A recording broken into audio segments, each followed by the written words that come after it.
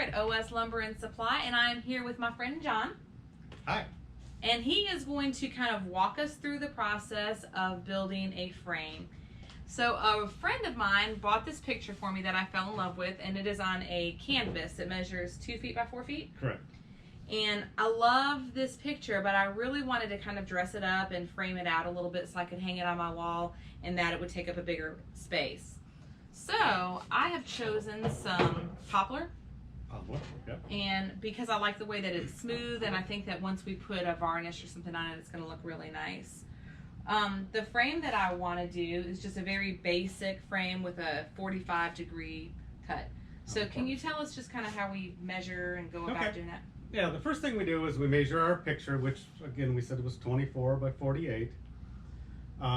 Your 45s will take up 3.5 inches each one. Okay. So if we add 8 to the 24, just to give us a little cushion, that gives us 32. And to the 48, that gives us 56. And we have an 8-foot board, so we got plenty of material, but we'll just measure from the end 32 and the other end 56, and that gives us about 10 inches in the middle, and we'll just make our first cut at a 45 right between those lines, and that'll give us a lot of material left on the other end. And also, because sometimes they have little checks on the end, or little cracks in the end. Okay. And that'll eliminate having that crack when we do our final cut. So doing the cut here kind of gives us the opportunity to use the best of the boards. Yes, yes. Okay. All right, so I guess the next thing we need to do is go over to the saw. The next thing is go over the saw. All right, well, we're going to go over to the saw. Okay, so we brought it over to our miter saw. We're going to change the angle to 45 degrees. And we're going to center it kind of between our marks. That might be 46. It's when it drops on the pin, it's good. See? I knew it, all of this. So grab the trigger. Get to saw something. Yeah, this is the trigger? Yep. Yeah, that's the safety, and then you Okay. pull the trigger. So you have to push the safety and then pull the trigger. Watch this.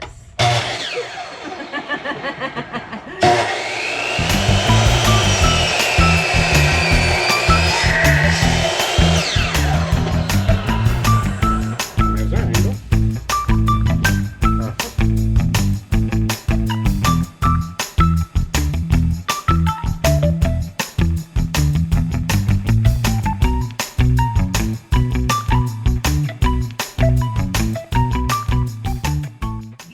Okay, so we have our first corner. Ooh la la. All right, so what do we do next? And so we're gonna mark our pieces for our next cut. Okay. Like that. And then back to the saw. And then back to the saw.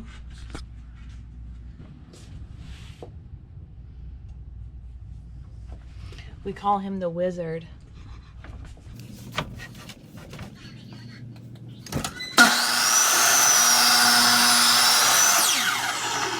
Blade width long. Okay. So if we have to do any adjusting, we can. A blade width long. What does that mean? It's just the line is here, and I cut it just about a 16th of an inch long. You know, they don't cut once, measure once, measure twice, cut once. So when you're doing trim stuff, it's cut it a little bit long and go back and then trim it. Okay, that makes sense. It's easy to cut a little more off. It's hard to add. Right. Okay, so we've laid it out, or John has laid it out rather. Look how pretty. All right, so what is the next step, John? The next step is to finish the wood. Go ahead and put your stain and poly on it. And that'll cover, gets all the edges that way. Okay, And- so it's better to do that after you make the cuts instead of before. Right. Yeah, because you'll get little chips off Okay, on your cuts. So you just do that and then you assemble it.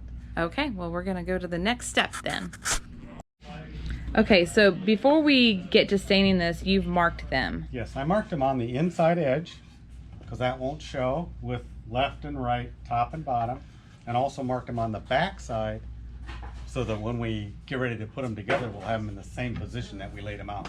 Oh, that's a great idea, because it all looks the same, you know, Yeah, relatively. once it's stained. Right. Okay, thank you. This is a pre-stain conditioner, and even though this is probably going to be all I put on here, it also has a use, the reason it's called a pre-stain conditioner. Can you explain that? Okay, so you put this on wood before you stain it, and it evens it out. if you know, sometimes when you'll stain a piece of wood, you'll get light spots and dark splotches, just because the wood takes it different ways. This kind of makes it take the stain all the same. All right, so just that the stain finish will just Yeah, look a so lot nicer. It should look a little more even. Okay. Good morning. We are back, and we are going to finish this frame today. So, according to my friend John, we are going to do some pre-drilling. Yeah, there's a number of different ways to put the corners together.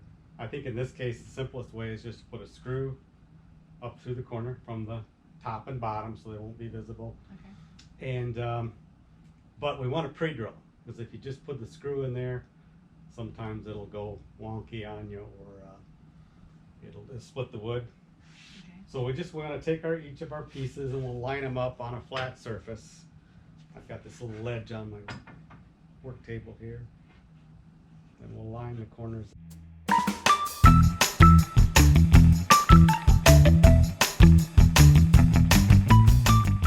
We have our holes pre-drilled. Now we are going to use some glue. Yeah, we're going to put a little bit of glue on the corners just to keep them from doing any twisting or anything down the road. Okay. And I'm using Titebond Quick and Thick. Quick and thick. Now, does that is that a glue that dries clear? It dries perfectly clear. It dries really fast, and it's thick, so it's got some body to it, so it doesn't run so bad. Oh, nice. Oh, that's a lot thicker than like a Elmer's glue or Yeah. something, or.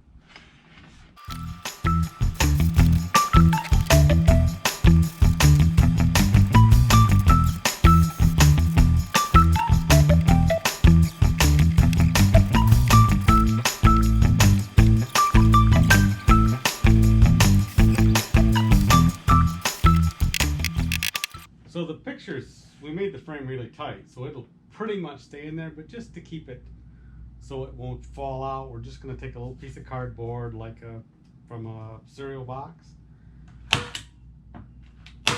and just staple We're it in. so fancy. Just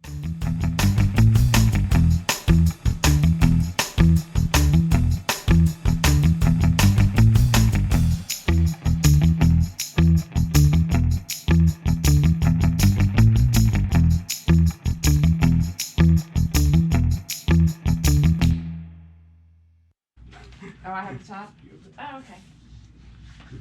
Look how beautiful. I can't wait to hang it up. This was given to me by Martha and Clayton Mills from North Carolina. From an artist down here at the Feed the Need event. So, thank you, John, for making it more beautiful. You're very welcome. Thank you. Have a great day. Awesome. I love it.